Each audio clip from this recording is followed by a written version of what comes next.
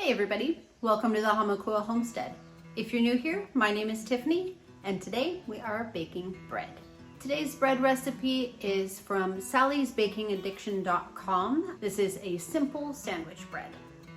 To start off, we are going to be taking 1 cup of warm water, not hot. Oh no. Okay, side note, I am not going according to the recipe. I just realized that I did make a mistake. So I will go ahead and list in the description box down below what I did. That way you'll see the results as I made it. According to the recipe, you're supposed to take 1 cup of warm water with 1/4 cup of warm milk. I used a whole cup of warm milk. To that, you're going to add 2 1/4 teaspoons of yeast, which is 1 average packet from the grocery store, and 2 tablespoons of sugar. That sugar is going to feed the yeast and wake it up out of its kind of a hibernative state. You're gonna let that sit for about 5 minutes or so just to wake it up, and you'll know that it's ready because the yeast will become active and you'll see bits of foam, maybe even a lot of foam at the top of your bowl. After that's ready, you're gonna go ahead and add in your flour slowly, like 1 cup to start off with, along with your 4 tablespoons of butter and 1.5 teaspoons of salt. Get that mixed up really nice together, and then go ahead and add another cup of flour. This recipe calls for 3.5 cups of flour, and I just realized why I ended up using a little more than 4 cups of flour. This is a prime example of why you should read your recipe lots of times before you start baking bread. So if you're going according to the recipe, you're going to add roughly 3.5 cups of flour throughout the entire thing. This will definitely vary depending on your environment, where you are, how warm, how cold, how humid it is in your house. You're going to continue to have this in your blender. Go ahead and keep mixing this until the dough pulls away from the sides of the bowl. Then after that, you are gonna go ahead and knead it for 3 full minutes. So my battery died in the middle of this, so I'm just gonna show you what I did. You take your dough out of your mixing bowl, and you can use the same mixing bowl, but I just put it into a different one. Just put it in there, make sure that it is covered with oil. So you're gonna take about 1 tablespoon or 2 of olive oil, avocado oil, whatever your preference, coat the inside of the bowl and the outside of the dough, and just stick it in there with a cover on top. You can use saran wrap, tin foil, a clean cloth, whatever you like, and set it aside until it doubles in size, which should take 1 to 2 hours. So the next thing that we need to do is grease our pan. We don't want the dough sticking to the sides of the pan for sure. I don't have a 9x15 like the recipe calls for, so I'm gonna go ahead and split our loaves into 2 smaller bread loaves. You can grease these with whatever you want: butter, olive oil, avocado oil. I'm using mostly avocado oil today. Then on a lightly floured surface, we're gonna punch this down first.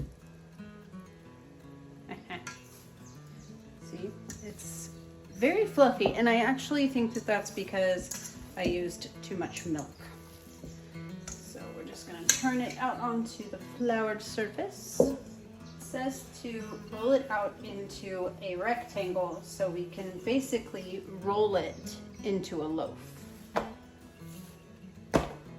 Now, I haven't been dabbling in the world of bread for very long at all, but one thing I have noticed to be very true is that if you work it like this too much into a small amount of a time, it will become resistant to shaping the way that you want it to, and it'll just kind of squeeze up together.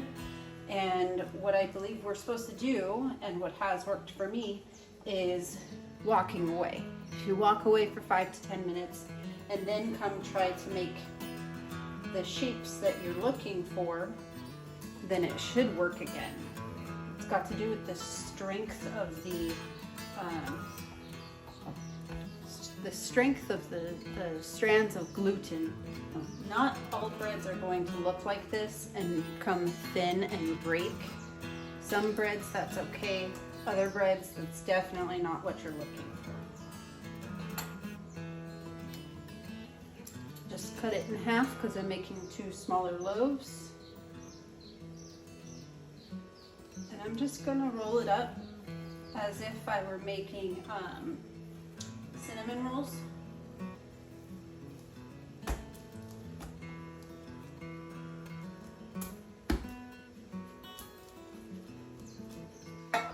That'll work just fine.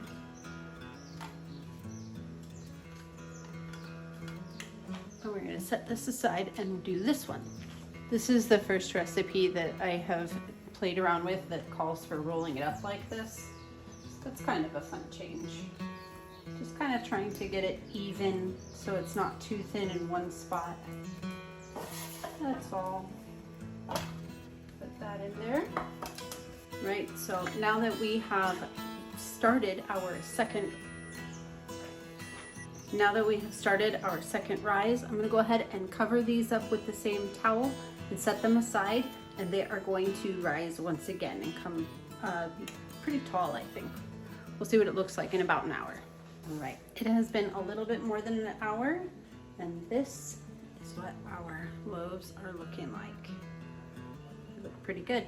So I'm gonna go ahead and pop these guys into the oven at 350, and the recipe says 30 to 35 minutes. So I'll check it around the 30-minute mark. Honestly, I'll probably check it before then too. But we'll see, and I will let you guys know how long it takes since we did split it into 2. It's not the same as the recipe is written.